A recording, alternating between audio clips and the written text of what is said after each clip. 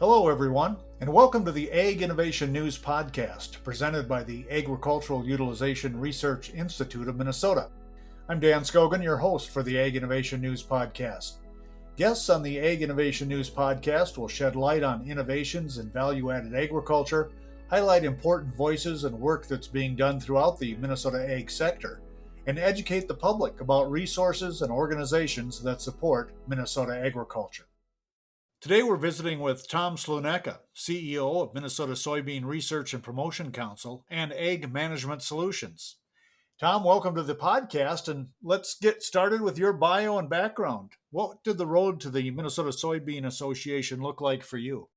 It's great to be here, Dan. It's been a very interesting career. I've been here at Minnesota Soybean for going on 11 years. Prior to that, I ran the EPIC, which is now called Growth Energy, which is an ethanol group. It's a business ethanol group. We had a tremendous run there. I was the guy that negotiated all the deals for NASCAR and IndyCar and all of that. So I spent a lot of years in ethanol. Prior to that, I worked for the National Corn Growers Association. I was vice president of marketing there. And in and around there, I spent time in corporations, both American Cyanamid and also Fibro Animal Health, where I was vice president of marketing there as well. So I've had a long career in agriculture, in and out of associations. And as a farm kid from central South Dakota, it's really been a privilege to be able to continue my career in agriculture, albeit not on the farm, but certainly for the farm day in and day out. Can't let you get off the hook. You're going to have to identify that central South Dakota location because, as you know, our CEO, Shannon, is also from Enderlin area. Where did you grow up farming? The family farm is in Miller, South Dakota, so a little ways off of Highway 14. I actually own part of the farm today, so I'm fourth generation. It's a cattle ranch, and nothing pleases me more than finding enough time to go out and sit on a horse or do all of the other various tasks that are required to keep that ranch operating. Nice. And you got a nice place to go if you need to clear your mind a little bit. There's nothing better than going out, whether it's hot or cold. It's just peaceful and silent, and you can put in a day's work and know exactly what you got done. And sometimes here in the association world, you're not always exactly sure what you got done at the end of the day, but on the ranch, you do know that. Soybean production and processing is an important economic driver in Minnesota, Tom. Big for the Minnesota farmers, it's big for agribusiness. What's the mission of the Minnesota Soybean Research and Promotion Council?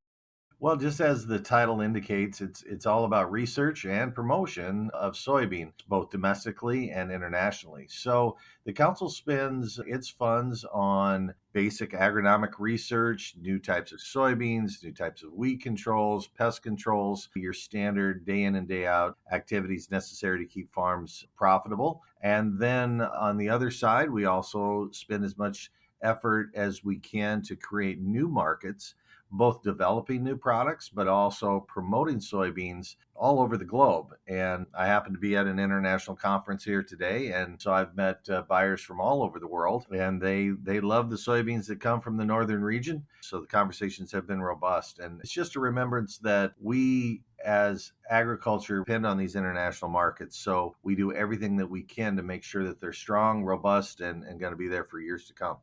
How would you assess the current situation? Are they strong and robust? In general, soybean prices are very strong, and that is because of these international markets. Demand for soy across the globe continues to grow as consumers in developing countries want more and more protein. The best way to make that happen is to feed livestock soy. So we know that people around the world want to have strong, healthy diets, and protein is the number one part to make that happen. And Tom, you're also CEO of Ag Management Solutions. How does that fit into the puzzle? Ag Management Solutions is an endeavor that the Minnesota Soybean Growers Association and the Minnesota Checkoff started about 4 years ago. And those two organizations are very strong, and we've got a lot of resources in the types of people that work for us. So the vision was to see if we could share those resources with other groups and other up-and-coming programs that will strengthen soybeans there in the state of Minnesota. So we branched out and started a for-profit staffing organization We put all of the staff that had been working directly for Minnesota Soy into a group that now works for over 14 different groups, most of them associations, not-for-profits, all of them in ag. And what it does is it strengthens a lot of smaller groups that had a hard time having the talent necessary to compete in today's world. As we know, agriculture is under pressure all the time, and we have to be as smart and as good as those that would like to make it hard for us to do our job. With that many different participants, Tom, it sounds like you guys are very good at looking around corners and getting a good feel for what was coming down the road and being prepared for that. Well, we try. It is always a challenge, but we have an attitude that there are solutions everywhere. We keep a positive outlook on how to solve those problems that come up. We try to turn the problems into opportunities, but agriculture needs to work more together than ever before.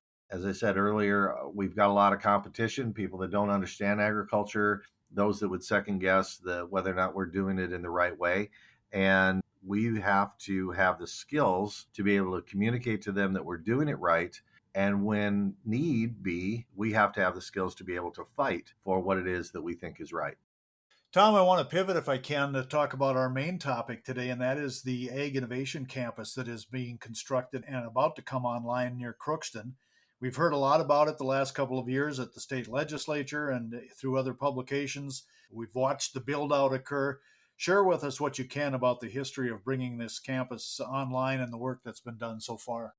It certainly has been an interesting trail to get us where we are. And it all started with a vision to help more of the projects that the checkoff invests in make it all the way to market. And that means whether it be the farm gate or to consumers. We had been building new types of soybeans. So we had a robust program on high oleic soy.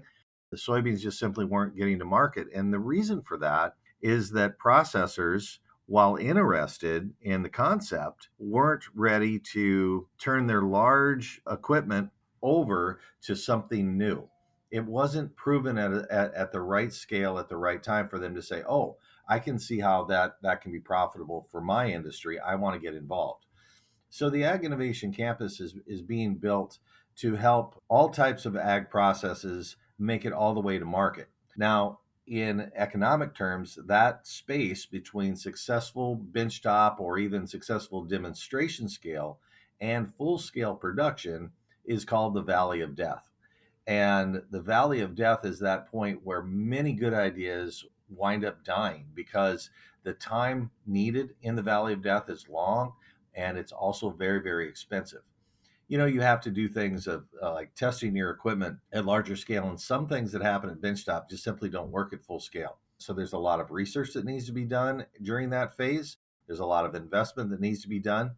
And just having a facility available is nearly impossible. So this facility is being built at a scale that's at full commercial, but because of its non-for-profit nature, it is completely comfortable in slowing down operations and allowing for the testing of whether it be a new type of soybean or a new type of processing equipment to come into the facility and really prove that it works, or in some cases that it doesn't work.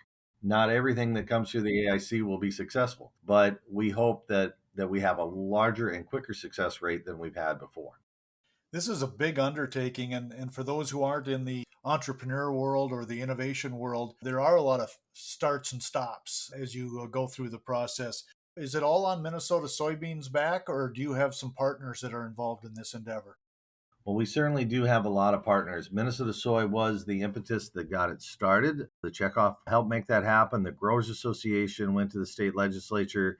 We were able to get a large amount of funding from the state to make this happen. So it started on day one as a coalition of public and private funding, and that is just continuing to grow. We've got several major companies that have now invested large amounts of money into this, and we have more calling every day that want to be involved. This is the right time for this type of endeavor. There were a few other places where technologies could be tested, but they've either sold out or shut down. So this is really about the only place in the United States where this type of activity can be done with smaller groups and be able to allow them to do it less expensively than typical.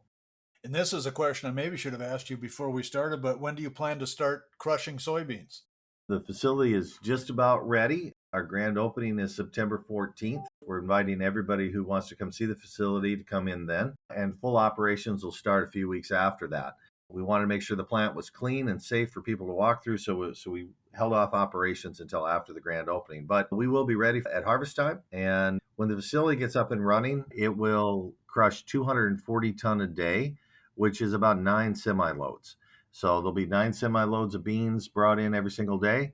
Those will be processed, and then we'll be sending truckloads of meal and oil and hulls into the local market.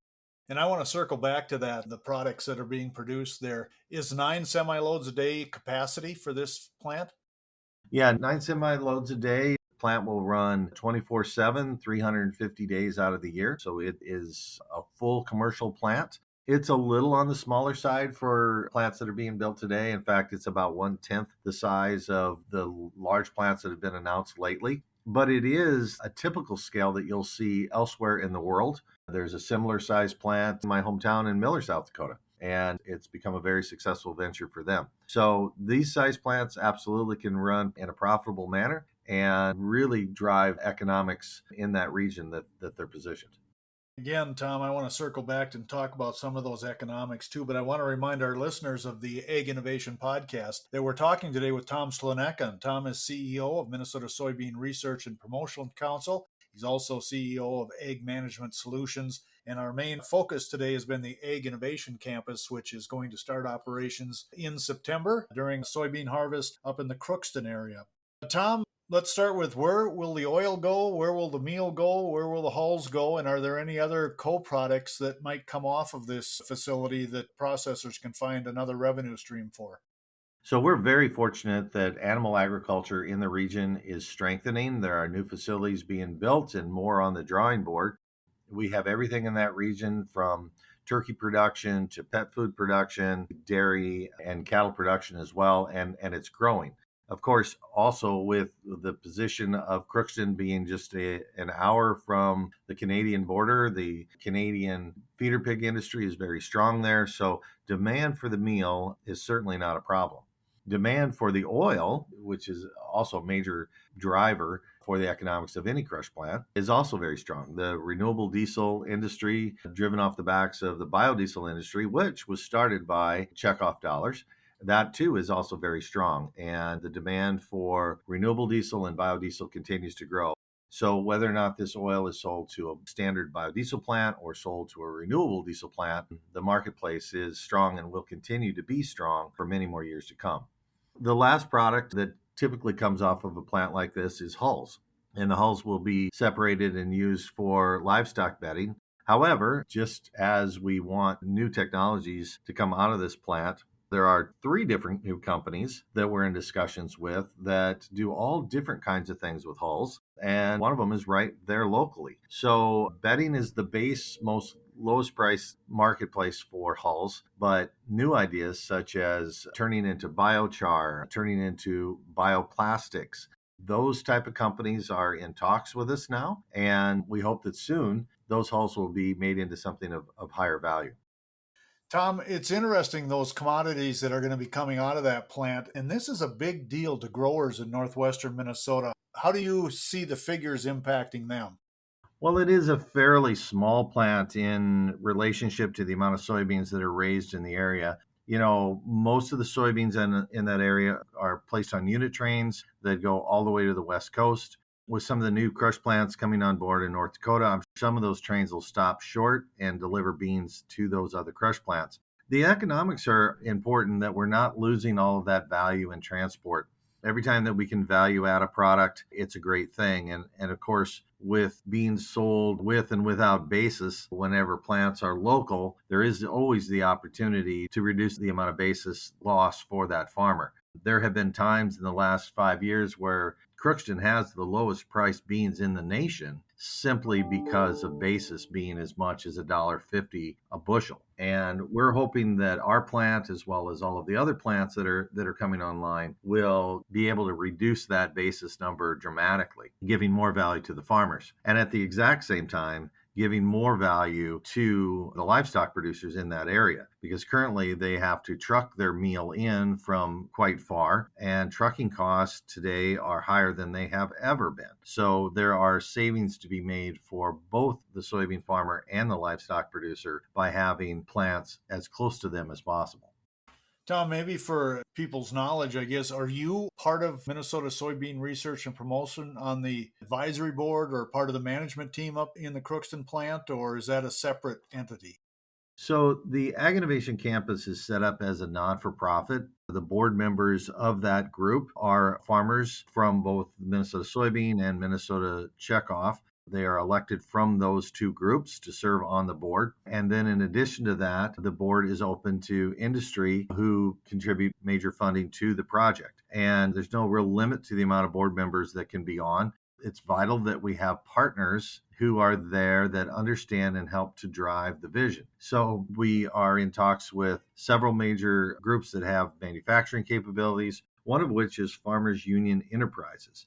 They are also on the board of directors. They see the vision. They are excited to start to see the new technologies that are proven at the AIC. Obviously, they are all about agriculture, and that's why their involvement is there. And of course, AURI is also on the board, and it just made perfect sense for them to be involved. Your mission day in and day out is to find new uses for ag products, and what better way to do that than to be at a facility that actually can get these products to commercialization. So both of those two industry groups are key players on the board of directors, but there'll be more added in the months and years to come. Are you already buying or contracting with farmers in the area for this year's crop? So it's not the intent for the Ag Innovation Campus to be competitive to what's already happening in the area. So we'll be working with the local grain buyers in that area and helping to utilize their storage and marketing capabilities. From time to time, there will be beans purchased from farmers locally, and especially those beans that might have a special trait. We're very excited that within the first month of full operation, we will have our first two full trials of new types of soybeans. And they'll be processed at the Ag Innovation Campus into meal and oil. The meal will then be moved to a secondary facility outside of the state that will process it into pet food and animal protein. And so basically on day one, when the Ag Innovation Campus starts, it will be hitting its objective of helping to develop new markets. Tom, the grand opening is planned for September 14th. What does that day look like? We hope to have a little bit of fun and have it be informative for all of those that would like to participate.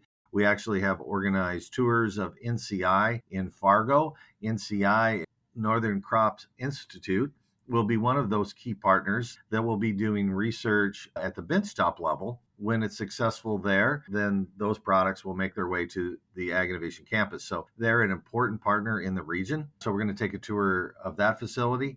Then we're going to go out to a large dairy outside of Crookston, and people will get to see how modern dairies are operated. This is brand new state-of-the-art facility, and will hopefully be a customer of the meal that the Ag Innovation Campus creates.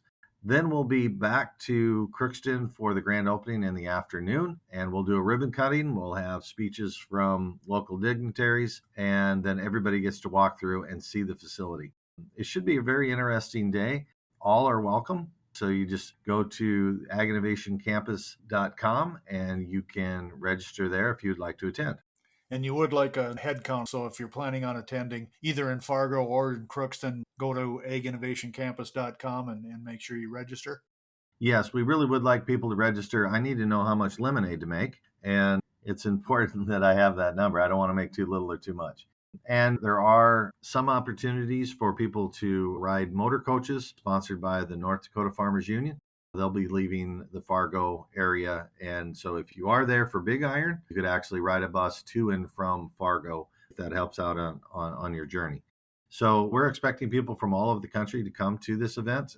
This is actually our second time that we've invited in potential vendors to see the location. So there are customers of all different types that are interested in utilizing this facility.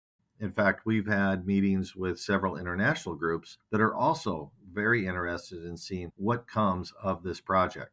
Everybody wants that new thing, but few were willing to dig deep and do the dirty work of creating a facility that actually can bring those new products and ideas to market. And what does the future look like for plants of this size and plants that are located in very rural areas of soybean country? When you look down 5, 10 years from now, Tom, what do you see? Well, plants like this size have been around forever, and there are new ones being built all over the world of this same size. So the technologies that we prove out here will make those plants more competitive long into the future, and that is one of its goals. And there's a lot more work to be done at the Ag Innovation Campus. We haven't even begun to talk about phase 2 and 3, which are vital to full vision of the facility. And what is phase 2 and 3? What do people need to know about that? So phase 2 and 3 are really where the excitement comes in. Phase 1, while we have some capabilities for some research and for some specialty runs, phase 2 and 3 will really amplify our ability to do more research all at the same time. So phase 2 will be an office complex that will be positioned on the south side of the crush plant. This facility will have classrooms, it will have laboratories, it will have office space, and this will allow for collaboration in all different types of industries to be able to come in and have meetings in the space, as well as be able to start to learn from what's happening in phase 1, the crush plant. Phase 3 will be a large building that will be put on the west side of the crush plant. It'll be basically the same footprint as the current crush plant. And within it, we'll have 10 research bays that will be rented to companies with new technologies. Those technologies will be able to slide in there and be able to get a slipstream from the crush plant. So if you were going to take hulls and turn them into plastics, you need to have a space. You need to have a consistent supply of hulls. You need to know that the products that are being created can flow through there. Sometimes there's going to be mistakes, and so then those will have to be dealt with. It's all about that facility. But one of the other things that you need when you're there is you need laboratories and you need people in the industry to talk to collaborate with. And so phase 2, having the labs, will really help these companies to excel through that valley of death much, much quicker. Seldom can new companies afford to have their own labs dedicated to what they're doing. And so that would mean that they have to send it out, which can add a week to what otherwise could have been done in an hour. And so that's the major advantage of having phase 2 and 3 linked together with the crush plant. Exciting. It even gets even more robust in that this facility is going to be positioned for education and training. So if you are a student and you want to get real hands-on experience for entering the workforce, we're going to have programs for that. We're going to be working with local universities, both 2 and 4 year schools, to have education capabilities so that students can come in and start to see all different aspects of processing. So these students could go on and work for General Mills making cereal, or they could go to a local crush plant or a local ethanol plant.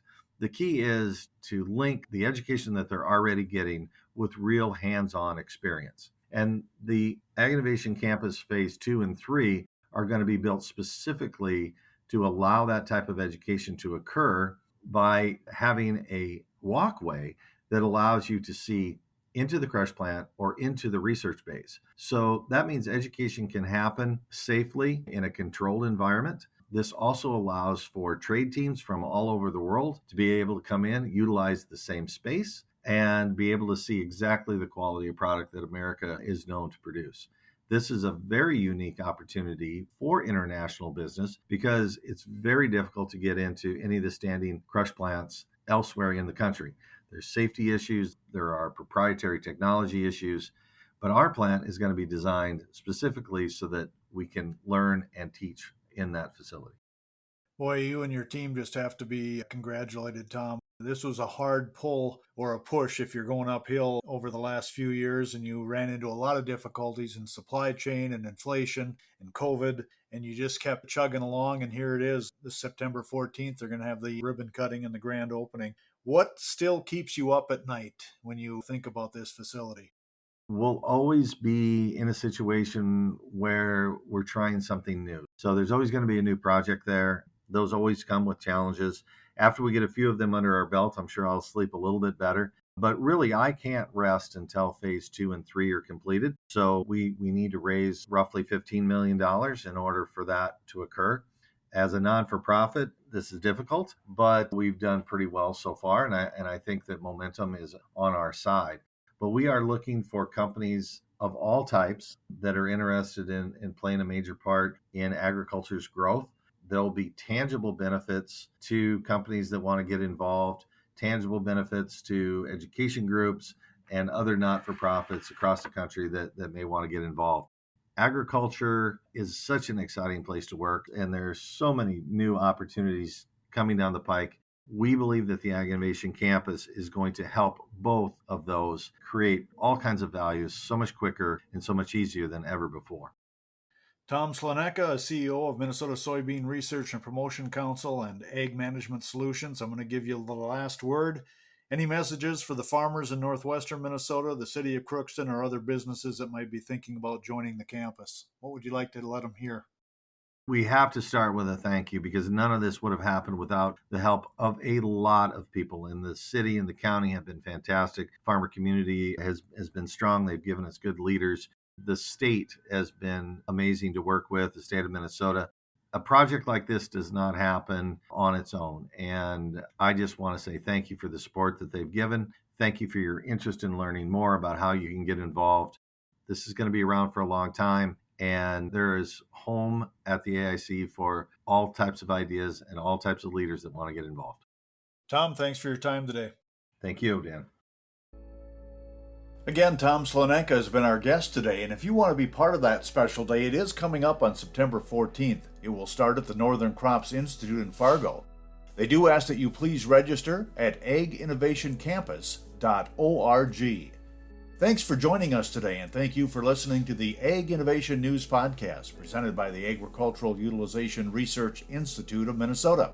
Thanks to my podcast crew of one, Lisa Martinez, AURI Communications Coordinator and editor of this production. To learn more about AURI, you can visit auri.org.